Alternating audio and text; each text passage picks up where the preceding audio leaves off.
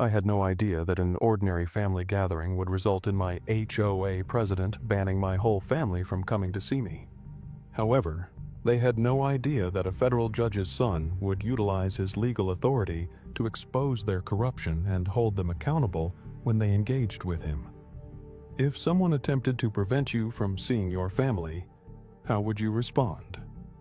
While my sister Melissa ran her laughing kids into the water, the smell of grilled hamburgers permeated my patio. This weekend visit meant the world to me after 6 months apart. 3 months before, I had relocated to Willow Creek Estates because of the lovely parks and immaculate streets. There was no one to warn me about Eleanor Thompson. Our laughter was interrupted by a stern voice asking, "Excuse me, what exactly is happening here?" A woman with flawlessly maintained blonde hair in her 60s was marching across my lawn as I glanced around. She held a clipboard like a weapon, and despite the summer heat, she had a flowered blouse buttoned to her neck. "Just having a family barbecue," I replied, spatula in hand. "I'm James Davis. Just moved in. Can I help you?" Her eyes narrowed as she counted my sister's children. "Are these people registered guests?" My sister looked at me with confusion. I felt equally lost. Registered? They're my family, visiting for the weekend. Eleanor's posture stiffened. "I'm Eleanor Thompson, president of the Willow Creek Homeowners Association. According to our bylaws, all visitors must be registered with the HOA office 72 hours before arrival." I laughed, thinking she was joking. The kids stopped playing, sensing the tension. "That can't be right. Nobody told me about registering a family when I bought the house." "It's in the covenant you signed, Mr. Davis. Page 47, Bylaw 312. She pointed to my sister's minivan in the driveway. "Unregistered visitors, noise disturbance, and that vehicle is parked improperly." My sister stepped forward. "The kids are just playing. They're not being excessively loud." Eleanor ignored her completely. "As HOA president, I must enforce our community standards. Consider this your first formal warning." She scribbled something on her clipboard. 3 warnings result in fines." I put down my spatula. "Look, I wasn't aware of this rule. Now I know. I'll register them first thing Monday." "That's not how it works. They need to leave immediately and return after proper registration." Eleanor smiled tightly. "Rules maintain our property values, Mr. Davis." My father, who had been quietly watching from the patio, stood up. At 65, Judge William Davis still commanded respect without raising his voice.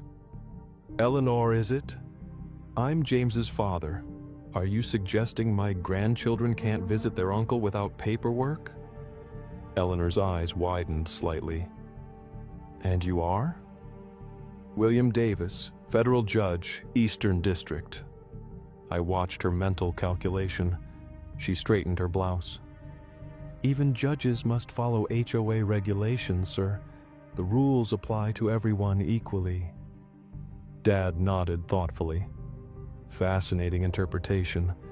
I'd be interested to see the legal precedent supporting an HOA's authority to restrict family visitation rights on private property." Eleanor flushed. "The covenant is a binding contract, Judge Davis. Your son agreed to these terms." "Did the terms explicitly state family members require pre-approval?" Dad asked mildly.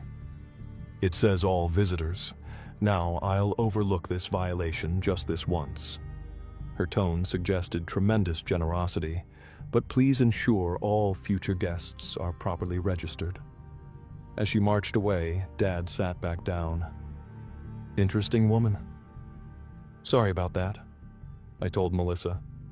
Neighborhood politics. "Does she always patrol people's backyards?" Melissa asked. "First time I've seen it. Probably nothing to worry about."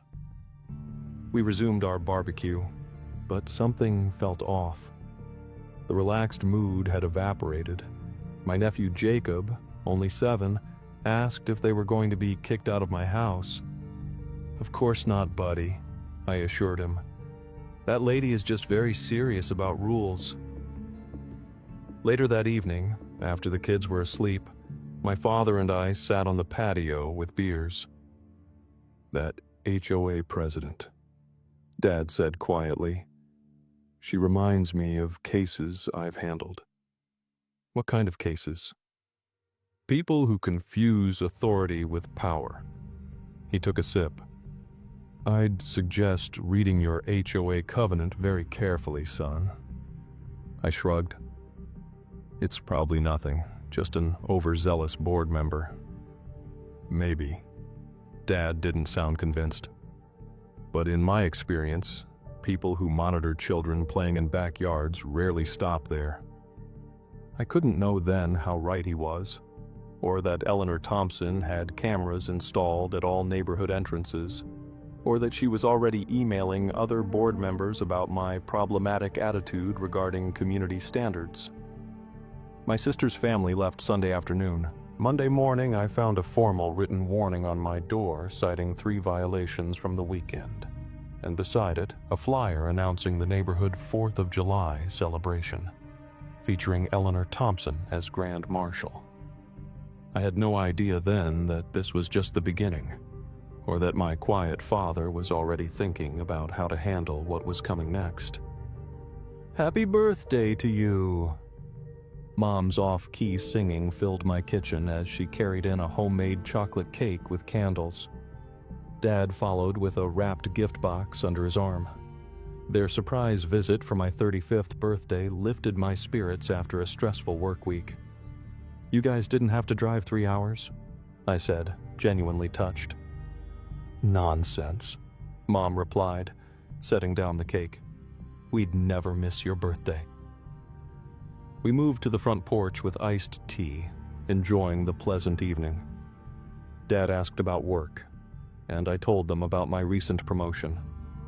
Everything felt perfect until I noticed a black SUV slowly cruising past my house. It circled the block twice. Someone looking for an address? Mom wondered. The SUV parked across the street. Eleanor Thompson stepped out along with a balding man in a golf shirt and a thin woman with severe glasses. They marched toward my house like soldiers on a mission. James Davis! Eleanor called out before even reaching my walkway. Those individuals on your porch need to be identified immediately. My stomach tightened. These are my parents, Eleanor. They surprised me for my birthday. The balding man pulled out a tablet. No visitor registration on file. That's violation number 2, Davis. I'm Martin Greenberg, HOA Vice President. He added with obvious satisfaction. And this is Diane Perkins, our secretary. Eleanor stepped onto my first porch step, uninvited. Unregistered guests are strictly prohibited. We take community security very seriously. My mother looked bewildered. Security? We're just visiting our son. Ma'am, without proper registration, we have no way of knowing that, Diane said, adjusting her glasses. You could be anyone. Dad stood up slowly. I believe we met briefly last month. William Davis, James's father. Eleanor's lips formed a tight line. Yes, the judge. Even more reason for you to respect our regulations. Legal professionals should understand the importance of following rules. Legal professionals also understand the concept of reasonable restrictions, Dad replied calmly, and unreasonable ones. Martin stepped forward. We're issuing a $500 fine for this violation, effective immediately. He handed me a pink slip. Payment due within 10 days. I nearly choked. $500 because my parents visited without paperwork? The first violation was a warning, Eleanor explained with artificial patience. Second violations carry monetary penalties, as clearly stated in Section 7 of your covenant. This is ridiculous, I said. They're my parents celebrating my birthday. Rules apply equally to everyone, Diane interjected. Or they mean nothing. Dad touched my arm gently. "James, may I see the exact bylaw they're referring to?" Eleanor's smile never reached her eyes. "Perhaps you should review the covenant you signed, Judge Davis. This isn't your courtroom. We operate under rules our community agreed upon." Martin took photos of my parents' car with his phone for documentation purposes. "Is that really necessary?" Mom asked. "Completely," Eleanor replied. "We document all violations with photographic evidence." They left after delivering the fine, walking in perfect formation back to the SUV.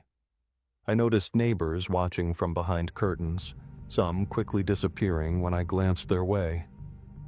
"I'm so sorry about this," I told my parents. "I had no idea they'd be this extreme." Dad examined the violation notice carefully. $500 is excessive for a simple visitation issue.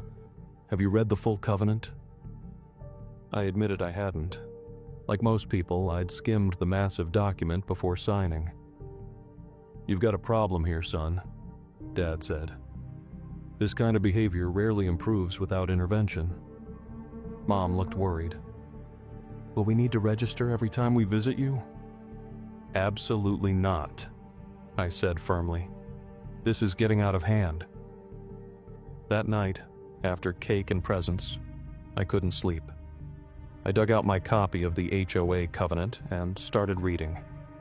The visitor registration policy existed, but the wording specified extended stays and guests utilizing community amenities, nothing about family visits.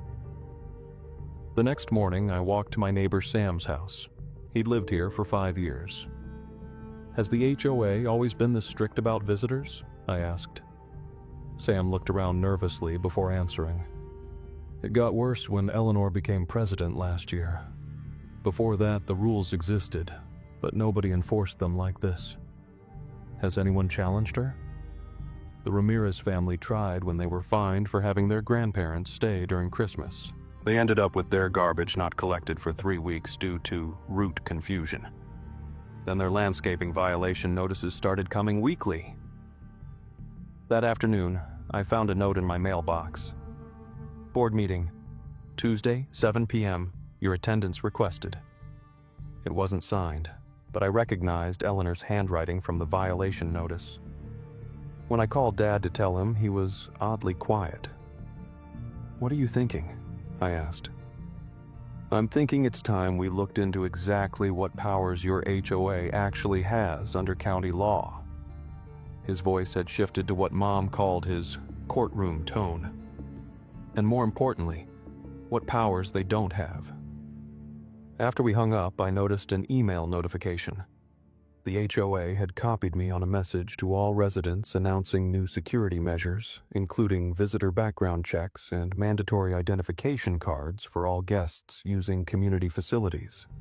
The first line mentioned recent security concerns from unauthorized visitors. As I stared at my screen, another email arrived from an anonymous address. "Don't fight them. They always win." Then my phone pinged with a text from an unknown number. "Tuesday's meeting isn't optional if you want to stay in good standing." I glanced out my window at the perfectly manicured lawns and identical mailboxes. For the first time, Willow Creek Estates didn't feel like a dream neighborhood anymore. It felt like a trap. My phone rang at 5:30 a.m. It was my sister Kate, her voice shaking. "Jake, my water broke. The baby's coming 6 weeks early." I jumped out of bed. "Stay calm. I'm coming to get you right now." Kate and her husband were staying at my house because their own home was being renovated. The doctor had said the baby wouldn't come until next month. I raced to their room and helped Kate to my car while her husband Tom gathered their hospital bag. Her face twisted in pain as another contraction hit. "Breathe, Kate," I said, squeezing her hand. "We'll be at the hospital in 15 minutes. As I backed out of my driveway, headlights suddenly blinded me. A black SUV blocked my exit. Eleanor Thompson stepped out, followed by Martin and 2 other HOA board members. Going somewhere with unregistered guests? Eleanor asked, pointing at Kate, who was moaning in the passenger seat. My sister is in labor, I shouted. Move your car now. Eleanor crossed her arms. You should have thought about emergency situations before breaking our rules repeatedly. Tom ran up. Please, our baby is coming early. We need to get to the hospital. Martin pulled out his phone and started recording more violations to document. I couldn't believe what was happening. Are you serious? This is a medical emergency. Rules don't bend for emergencies, Eleanor said, checking her watch. I'll need to see the doctor's note confirming this isn't just another attempt to bypass our visitor policy. Kate screamed from the car. I saw blood on her pants. Call an ambulance, I yelled to Tom, who already had his phone out. Eleanor's face twitched with uncertainty for the first time, but she didn't move her car. Neighbors began appearing in their doorways, watching the scene unfold. Mrs. Wilson from across the street hurried over in her bathrobe. Eleanor, what on earth are you doing? That woman needs medical help. Stay out of this, Doris, Eleanor snapped. This is HOA business. 10 excruciating minutes passed before sirens wailed in the distance. The paramedics had to park on the street and wheel a gurney around Eleanor's SUV. They quickly assessed Kate and loaded her into the ambulance. I'm coming with you, Tom said, climbing in beside his wife. I turned to Eleanor, who was still blocking my driveway. Move your car now! The board has voted, she announced loudly for the gathering crowd to hear. Due to your repeated violations, all unregistered guests are banned from Willow Creek Estates. Your family is no longer welcome here. The neighbors gasped. You can't ban someone's family from visiting, Mrs. Wilson protested. Actually, we can, Martin said, holding up a tablet. Section 47.3 gives the board emergency powers to protect community standards. I needed to get to the hospital, not argue with these power-hungry maniacs. My father will hear about this, Eleanor smirked. Oh yes, the judge. Tell him his title means nothing here. We have our own laws. Finally, she moved her SUV. I sped to the hospital, hands shaking with rage but focused on Kate and the baby. Kate delivered a tiny but healthy baby girl an hour later. While she rested, I called my father. Dad, you won't believe what just happened. I explained everything. The phone went silent for so long I thought we'd lost connection. Dad, are you there? I'm here. His voice was eerily calm. Text me Eleanor and Martin's full names and addresses. What are you going to do? Nothing illegal, he said, but no one threatens my family or endangers my new granddaughter. That evening, while Kate and the baby slept, my father arrived at the hospital. He didn't look like the relaxed man who flipped burgers at our barbecue. This was Judge William Davis, who had sentenced hardened criminals and faced down corrupt politicians. I've made some calls, he said quietly. The county record office has some interesting information about Willow Creek Estates. What kind of information? Tom asked. Dad pulled out his laptop. Their HOA was incorporated improperly. Half their bylaws were never properly filed with the county, and Eleanor Thompson has been signing official documents using a title she's not legally entitled to. Can that help us? I asked. It's just the beginning, Dad said, his eyes glinting with determination. I've also discovered that Martin Greenberg's landscaping company has an exclusive contract with the HOA. Funny coincidence, since he's on the board that approves those contracts. A plan was forming, I could tell. Dad had that look he got before delivering a major ruling. Jake, I need you to do something, he said. When you get home, check your mailbox. There should be a letter about your property taxes. Why does that matter?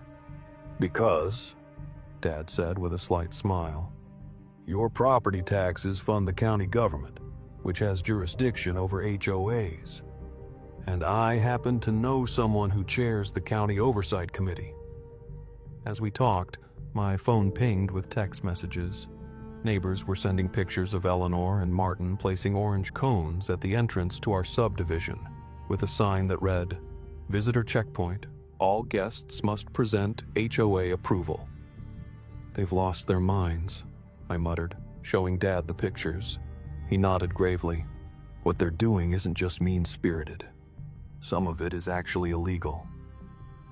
When visiting hours ended, Dad insisted on driving me home. As we approached Willow Creek Estates, we saw the checkpoint. Martin sat in a folding chair, checking IDs against a clipboard. "Your father can enter," Martin said when I rolled down my window, "but he needs to register for future visits. New policy." Dad leaned across me. "Under whose authority are you restricting access to a public road?" Martin puffed up. "The HOA board's authority." "Interesting," Dad said mildly, "because according to county records, this entrance road is public property, maintained by county tax dollars." Martin's smile faltered. "That's not—" "Check your facts," Dad interrupted. "I already have." We drove through without another word, but this battle was far from over. In my mailbox, just as Dad predicted, was a letter about property taxes. But there was something else, a certified letter from the HOA. I tore it open and felt my blood pressure spike. They were fining me $1,500 for a pattern of visitor violations and threatening lien proceedings if I didn't pay within 30 days. I told Dad. He took the letter, read it carefully, and folded it neatly. "Perfect. This is exactly what we needed. How is this good news?" Dad placed a hand on my shoulder. "Because they've put their illegal actions in writing, son. And that's exactly what a judge likes to see." I woke to the sound of car doors slamming outside my house. Peeking through the blinds, I spotted 3 official-looking vehicles with county government seals parked in front of the HOA community center across the street. Men and women in business attire carried boxes and briefcases inside. My phone buzzed with a text from Mrs. Wilson. "Something big happening at HOA office. Eleanor looks furious." I threw on clothes and hurried outside. A small crowd of neighbors had gathered, watching as county officials entered the building. Eleanor stood at the door, her face red as she argued with a tall woman in a gray suit. "You can't just barge in demanding documents," Eleanor shouted. "This is private property." "Actually, Ms. Thompson," the woman replied, holding up papers. "This is a legal inspection under County Code 43.7. We have authority to review all financial and operational records." Martin rushed up, still in his bathrobe. "What's going on?" "The County Oversight Committee is conducting a surprise audit," someone whispered. I felt a tap on my shoulder. It was my father, looking surprisingly well-rested for someone who'd been at the hospital until late last night. "Morning, son," he said casually. "Lovely day, isn't it?" I stared at him. "Did you do this?" His expression remained neutral. "Let's just say I made a phone call to an old friend about some concerns. Judge Martinez chairs the County HOA Oversight Committee." "I didn't even know there was such a committee." "Most people don't," Dad said. "That's how certain HOAs get away with overstepping their authority." Eleanor spotted us watching and stormed over, pointing a finger at my father. "You! This is your doing, isn't it? Well, you'll find nothing wrong with our records." Dad smiled pleasantly.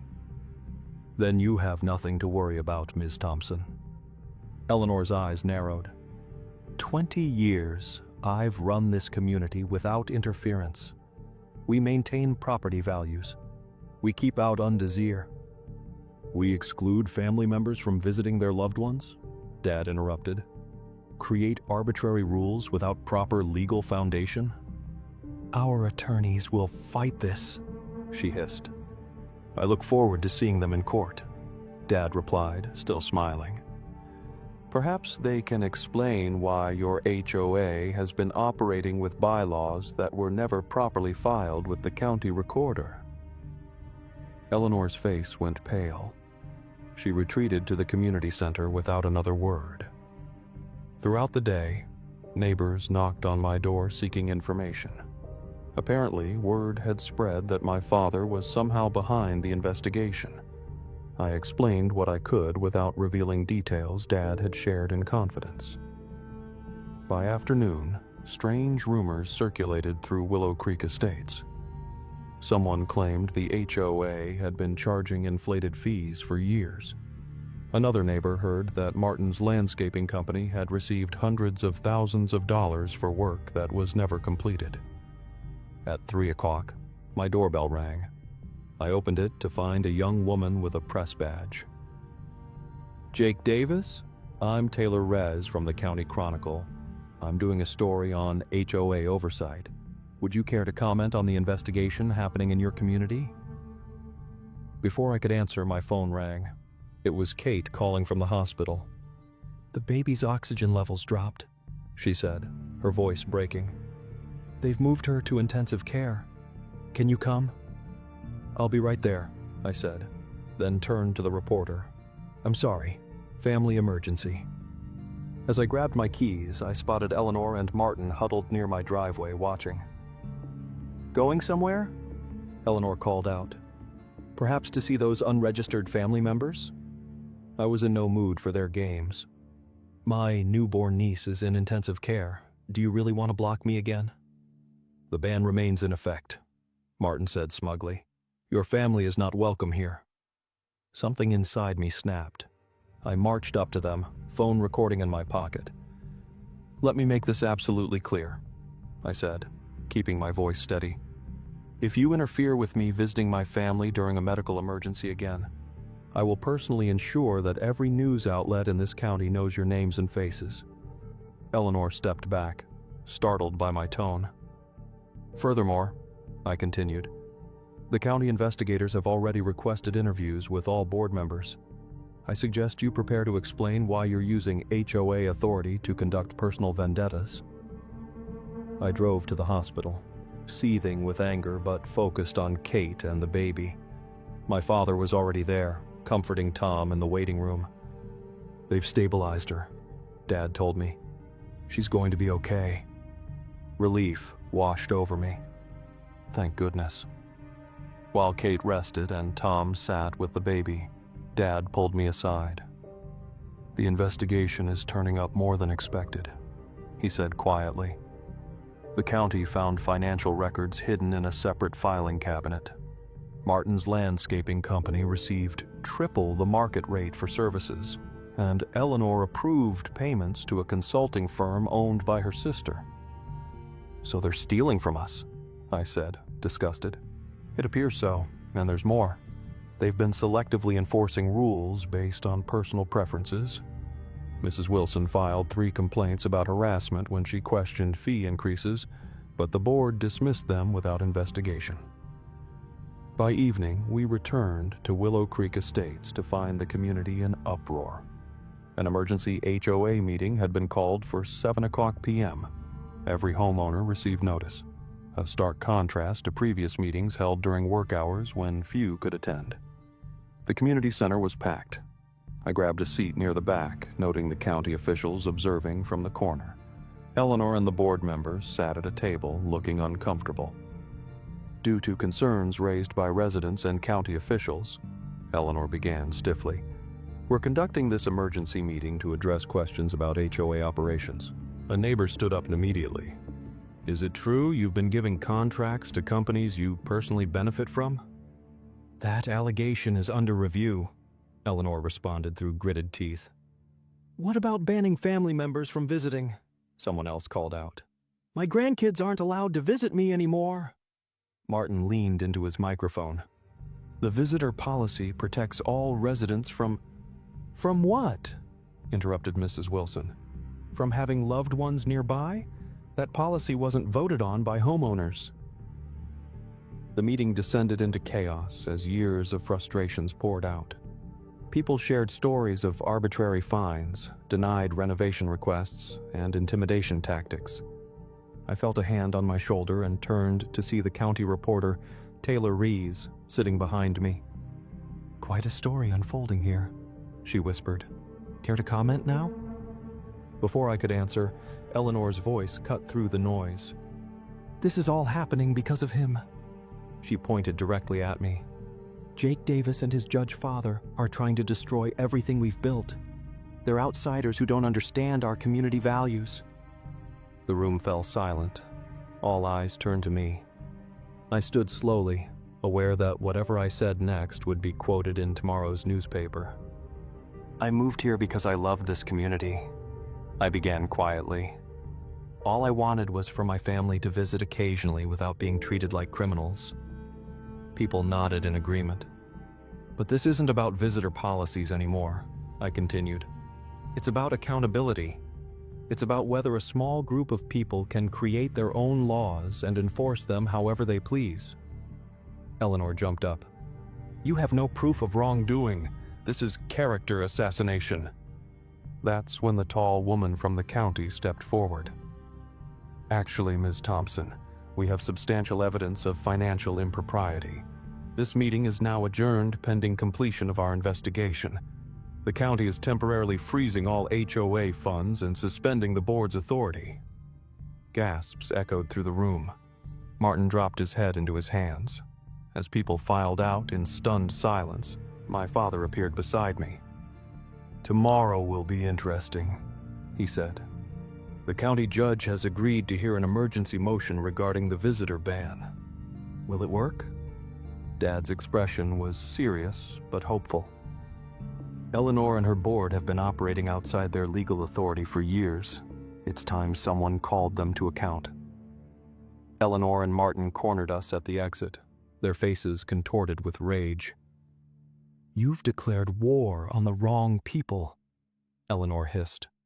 "We have connections throughout this county." Dad regarded her calmly. "So do I, Ms. Thompson. The difference is, mine are all within the law." As we walked to our cars, my phone pinged with a news alert. I opened it to find a headline that made my heart race. "County launches criminal probe into Willow Creek HOA. Board members face possible fraud charges." The battle was far from over, but for the first time since this ordeal began, I felt hope that justice might actually prevail. Rain pounded against the windows of the packed community center. I squeezed through the crowd, spotting Eleanor whispering urgently to Martin in the corner. When my father walked in, the room went silent. His gray hair was damp from the storm, but his eyes were clear and determined as he placed a thick folder on the table. "Who invited him?" Eleanor snapped, her voice shrill with panic. "This meeting is for residents only." My neighbor Rose stood up. "I invited him. We all did." She looked around the room at the nodding faces. "We're tired of being bullied." Eleanor's face turned red. "This is completely against procedure. Martin, call security." Martin didn't move. He was staring at the folder my father had brought. Dad stepped forward. "My name is Judge William Davis. My son lives here, and I'm deeply concerned about how this HOA is being run." "We don't care who you are," Eleanor cut in. "You have no authority here." "Actually," my father said, opening his folder, "I have copies of every HOA financial record for the past 5 years. Would you like to explain why $43,000 of community funds were transferred to Coastal Dynamics LLC last year?" Martin's coffee cup crashed to the floor. Several people gasped. My father continued. "A company that, interestingly, was incorporated by your husband, Mrs. Thompson." Eleanor's mouth opened and closed like a fish. That's confidential information. How did you get that?" "Public records," Dad replied simply. just like the county property maps showing that the community landscaping project last summer was mainly done on board members' properties. An older gentleman stood up. "Is that why our request to fix the playground was denied? There wasn't enough money?" Dad nodded. "And that's just the beginning. I've uncovered at least 16 separate violations of state law in how this HOA operates." He turned to face the crowd directly. "But what truly disturbs me is the selective enforcement of rules. My son's family was banned from visiting, yet when board member Schmidt's extended family stayed for 3 weeks last summer, no action was taken." Several people shouted in agreement. I spotted Mrs. Schmidt sinking lower in her chair. "This stops now," my father declared. "I've prepared formal complaints with both the county prosecutor and the state attorney general's office." Eleanor lunged for the folder. "You have no right!" 2 residents stepped between them. The room erupted into shouting. "Order! Order!" Martin banged a gavel frantically. Mrs. Patel, whom I barely knew, stood up. "My husband is a CPA. He's been questioning the HOA finances for years, but was always ignored. Can I see those records?" Dad handed her a copy. "Page 37 is particularly interesting." Eleanor's face had gone from red to white. "This meeting is adjourned!" she shrieked. "No, it's not," said Rose firmly. "According to our bylaws, we can call for an emergency vote to remove board members. I so move." "Second!" called voices from around the room. Eleanor grabbed her purse. "This is ridiculous. You'll all be hearing from our lawyer." As she stormed toward the exit, Dad called out, "Mrs. Thompson, you might want to delay that call. The county fraud investigator would like to speak with you first. He's waiting outside." Eleanor froze at the door. Through the window, we could all see a woman in a dark suit standing next to a police car. "You set me up," she whispered, turning to face me, her eyes full of hatred. "This isn't justice. This is revenge." My father looked at her calmly. "No, Mrs. Thompson, this is accountability." Martin suddenly pushed through the crowd toward me. "You think you've won?" he hissed. "I have friends in every real estate office in this county. You'll never sell your house, and your property values will crash when I'm done spreading rumors about this neighborhood." Before I could respond, someone's phone flashed. "Got that threat on video," said Mrs. Patel's teenage daughter with a smile. "Should I post it now or wait?" The door opened and the county investigators stepped in from the rain. "Eleanor Thompson and Martin Greenberg," she called. "I'd like to ask you some questions about Willow Creek Estate's financial records." As they were led away, the remaining board members huddled together in panic. What started as a simple fight over family visits had unraveled their entire power structure in a single stormy night. But something told me this battle wasn't over yet, and the worst was still to come. "Breaking news from Willow Creek Estates," announced the TV reporter standing in front of my house. "In a shocking development, 5 HOA board members are facing criminal charges following what began as a dispute over family visitation rights." I clicked off the TV as my doorbell rang. 3 weeks had passed since the explosive community meeting, and nothing had been the same since. "You've got visitors," said Officer Jenkins with a smile. The police had been driving through our neighborhood regularly since Eleanor and Martin were released on bail. Their conditions included staying 500 feet away from my property. My sister ran up the driveway with her kids. "No clipboard Nazis stopping us today," she laughed, hugging me tightly. "Come in," I said, glancing nervously at Eleanor's house across the street. The windows were dark, but I sometimes felt she was watching. Inside, my neighbor Rose sat with my father, reviewing documents. "We found something huge," she said, barely containing her excitement. "Remember that community pool project that was canceled 3 years ago? The HOA collected over $200,000 for it, which mysteriously disappeared. We traced it to an account in Bermuda. Dad added, spreading out bank statements. My phone buzzed with a text from an unknown number. "Back off or your house burns next." I showed it to Officer Jenkins, who immediately called it in. "That's the fourth threat this week," he said grimly. "We're taking this seriously." "They're scared," Dad said. "The county prosecutor is offering plea deals to board members who testify against Eleanor and Martin." A car screeched to a halt outside. Martin stormed up my walkway, ignoring the restraining order. "You ruined everything," he shouted through the door. 15 years building this community and you destroy it in a month." Officer Jenkins stepped outside. "Sir, you need to leave immediately." "This neighborhood was perfect before they moved in," Martin yelled, pointing at me. Mrs. Patel appeared from next door. "Perfect? My family endured 3 years of random inspections after we put up Diwali decorations. Tell them about that perfection." Other neighbors emerged from their homes, forming a protective circle. "These people destroyed our property values," Martin cried desperately. "Actually," said Mr. Washington from across the street, "I just got an offer on my house $20,000 above asking. Turns out people want to live in communities without corrupt HOAs." Martin's face crumpled as police cruisers pulled up. They led him away as neighbors applauded. That evening, a knock came at my back door. I opened it to find Mrs. Schmidt, the former board secretary, looking nervous. "I shouldn't be here," she whispered, "but you need to know. Eleanor kept files on everyone. She's planning something at tomorrow's court hearing."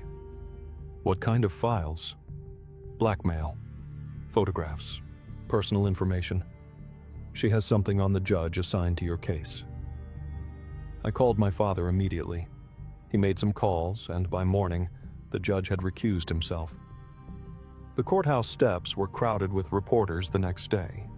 Eleanor appeared in an expensive suit, looking confident, until she saw the new judge enter, a stern woman my father had never met, immune to Eleanor's influence.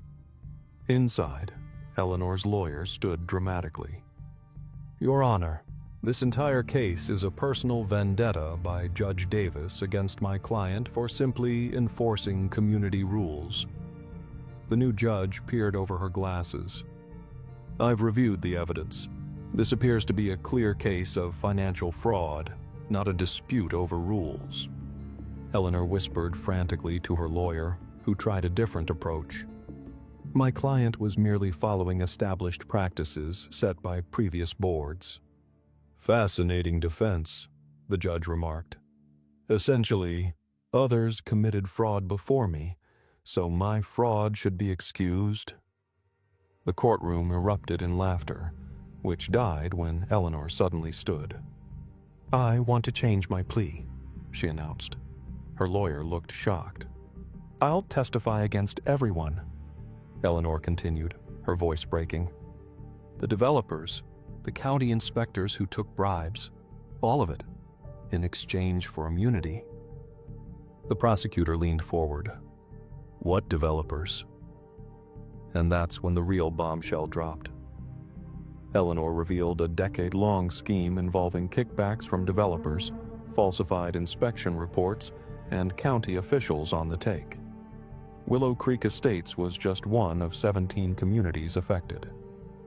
6 months later, I stood in my backyard watching the neighborhood children play together on the newly installed playground equipment. The colorful slides and swings had replaced Eleanor's pretentious meditation garden that had been exclusively for board members' use. "Quite a transformation," my father said, joining me with a glass of lemonade. He was right. Willow Creek Estates had undergone a remarkable change since Eleanor's explosive courtroom confession. The investigation had expanded far beyond our neighborhood, reaching into county offices and exposing a corruption network involving 17 different communities. 3 county officials had resigned in disgrace, and a prominent real estate developer was facing federal charges.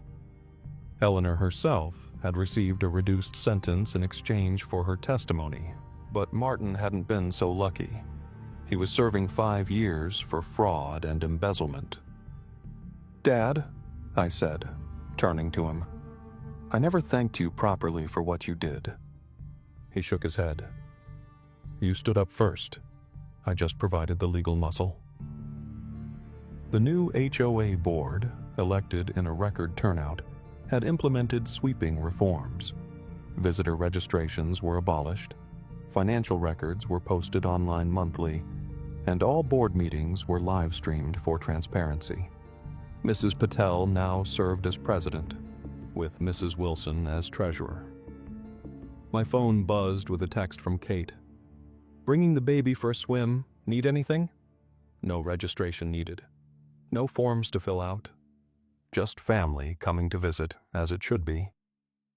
"You know," Dad said, watching the children play, "sometimes justice needs a little push from ordinary people willing to stand their ground." As my sister's minivan pulled into the driveway, I thought about how a simple family barbecue had exposed corruption that had flourished in the shadows for years. Eleanor had built her empire on intimidation and the assumption that people would always choose comfort over confrontation. She had been wrong. The neighborhood wasn't perfect, no community ever is, but it was ours again, and this time we were determined to keep it that way.